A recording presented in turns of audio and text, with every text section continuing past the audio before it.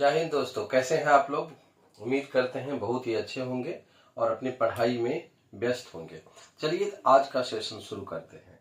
जैसे कि आपको पता है कि हम लोग इकोनॉमिक्स पढ़ रहे हैं और इस इकोनॉमिक्स का आज का लेक्चर हमारा अर्थव्यवस्था पर होगा, इकोनॉमी सिस्टम पर होगा। इकोनॉमी, चूंकि अब तक हम लोग जो पढ़े हैं वह इकोनॉमिक्स के रेफरेंस में पढ़े हैं। इकोनॉमिक्स क्या है, अर्थशास्त्र किसे कहते हैं, उसको किन किन विद्वानों ने डिफाइन किया, परिभाषित किया। और आज जो हमारा लेक्चर का मेन थीम है इकोनॉमी सिस्टम है, अर्थात इकोनॉमी अर्थात अर्थव्यवस्था।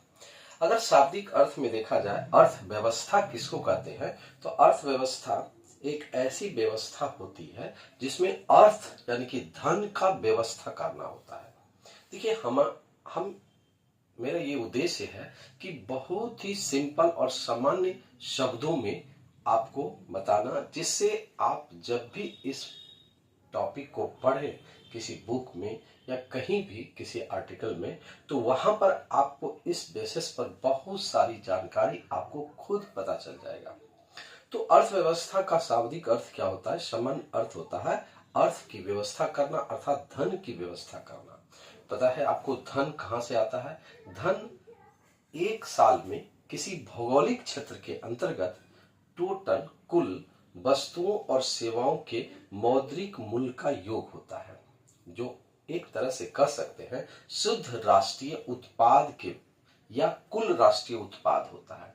यहाँ पर शुद्ध और कुल में थोड़ा डिफरेंस है, आगे चल करके हम इसको डिफाइन करेंगे। लेकिन फिलहाल आप जान लीजिए कि एक साल में एक भौगोलिक क्षेत्र के अंतर्गत कुल वस्तुओं और सेवाओं के उत्पादन का मौद्रिक मूल्य राष्ट्रीय उत्पादन कहलाता है, और उसका जो टोटल आमदनी होता है वो राष्ट्रीय आय के बराबर होता है। तो यही आय है, इनकम है। लेकिन उस इनकम से हम जब कुछ ऐसे उत्पादन के संसाधनों पर जब डिस्ट्रीब्यूट करते हैं तो वह एक डिस्ट्रीब्यूशन होता है। जैसे कि हम उत्पादन में लगाया था भूमि, तो उसका रेंट दिया, पूंजी उसका ब्याज दिया, श्रम उसका मजदूरी दिया, इंटरप्रेन्योरशिप होता है जिसका प्रॉफिट हुआ, और जो कर्मचारी ऑर्गेनाइजेशन होता है उसको सैलरी के रूप में हम डिस्ट्रीब्यूट किए। इन सारी व्यवस्थाओं के अंतर्गत जो एक प्रक्रिया, एक ढांचा तैयार होता है वही वास्तव में अर्थव्यवस्था होता है। तो अर्थव्यवस्था क्या है, एक ढांचा है जिसमें अर्थ यानी कि धन की व्यवस्था की जाती है।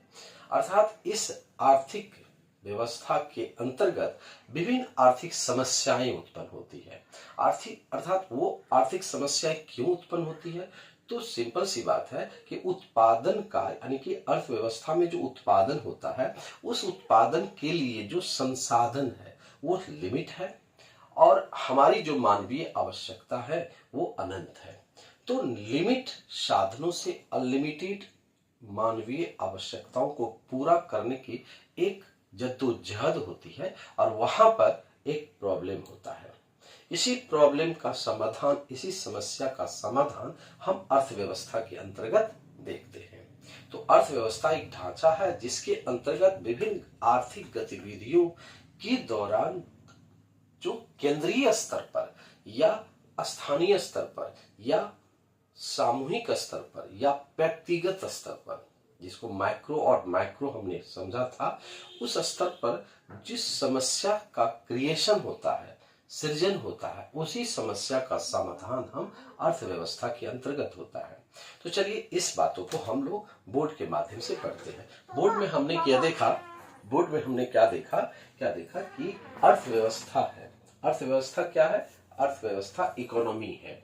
इसमें मैंने स्पष्ट रूप से कहा है कि सामान्य अर्थों में अर्थव्यवस्था का अर्थ धन की व्यवस्था करना होता है।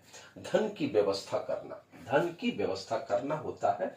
एक भौगोलिक क्षेत्र के सभी आर्थिक गतिविधियों का योग अर्थव्यवस्था है, जिसके अंतर्गत व्यक्ति अपनी आवश्यकताओं को पूरा करने के लिए उत्पादन, उपभोग, विनिमय, वितरण और संपूर्ण प्रक्रिया में उत्पन्न सभी केंद्रीय समस्याओं का समाधान करता है।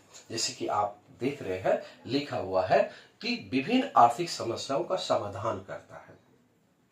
तो इस तरह से विभिन्न आर्थिक समस्या एक प्रश्न उठता है, आखिर अर्थव्यवस्था के अंतर्गत जो हम अध्ययन करते हैं उस ढांचा में आखिर वो समस्या क्या है, जिसको हम मतलब यूनियन लेवल पर या सेंट्रल लेवल पर, केंद्रीय स्तर पर वो आर्थिक समस्या है। तो उस समस्या का समाधान हम करेंगे अर्थव्यवस्था के तहत, लेकिन केंद्रीय समस्या है क्या, उसके लिए विभिन्न केंद्रीय समस्या जो है उसमें क्या है, क्या और कितनी मात्रा में उत्पादन किया जाए।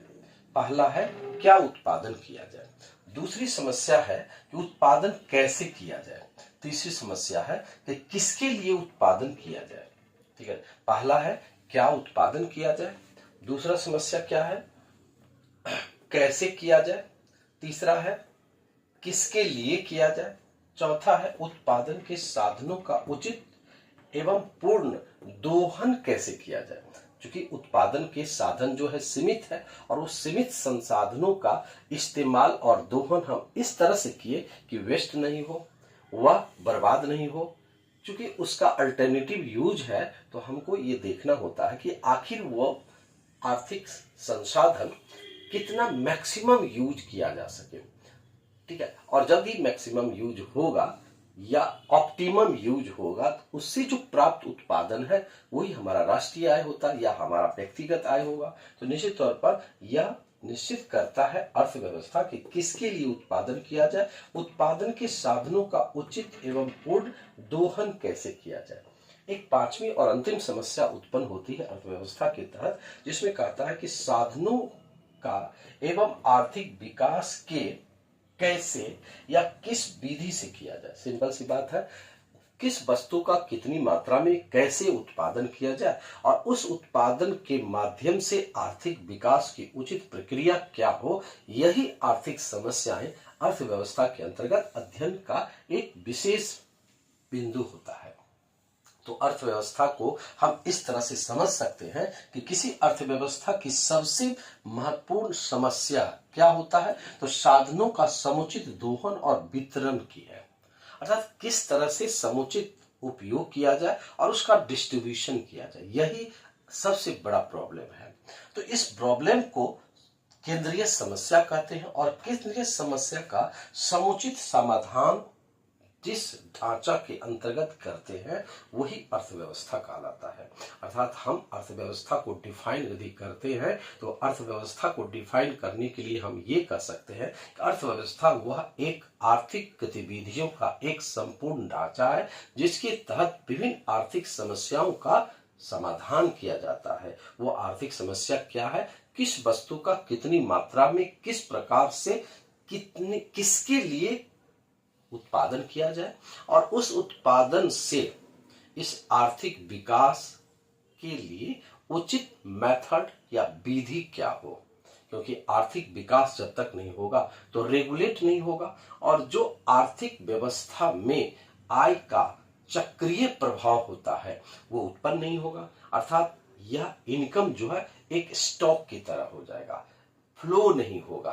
अर्थव्यवस्था में जरूरी है फ्लो होना चाहिए, इनकम का फ्लो होना चाहिए, संसाधनों का फ्लो होना चाहिए, हमारे हर तरह की गतिविधियों का फ्लो होना चाहिए। और ये फ्लो तभी होगा जब उन आर्थिक समस्याओं का हम सरलता पूर्वक और आर्टिफिशियली नहीं बल्कि एक वैज्ञानिक अप्रोच से हम उसका इस्तेमाल करें, समुचित दोहन करें और उसका डिस्ट्रीब्यूशन करें।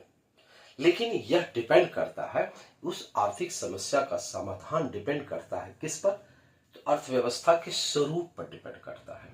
तो यहाँ पर एक आर्थिक समस्या का समाधान करने के लिए जो ढांचा होता है उस ढांचा का जो नेचर कैसा होता है उस नेचर को समझना पड़ेगा। और फिर आर्थिक व्यवस्था के अंतर्गत जो गतिविधि होती है, जो विकास की प्रक्रिया होती है, तो उस आर्थिक व्यवस्था का आयाम क्या होता है, ये दो चीज हमें समझना जरूरी है। तभी हम समझ पाएंगे कि अर्थव्यवस्था के अंतर्गत क्या क्या आयाम है और उस अर्थव्यवस्था का स्वरूप कैसा होता है। उसी स्वरूप में इंडिया का भी इकोनॉमी होगा, भारत की अर्थव्यवस्था होगी, विदेशों की भी अर्थव्यवस्था, जैसे यूरोप की अर्थव्यवस्था, अमेरिका की अर्थव्यवस्था, किस तरह की अर्थव्यवस्था है।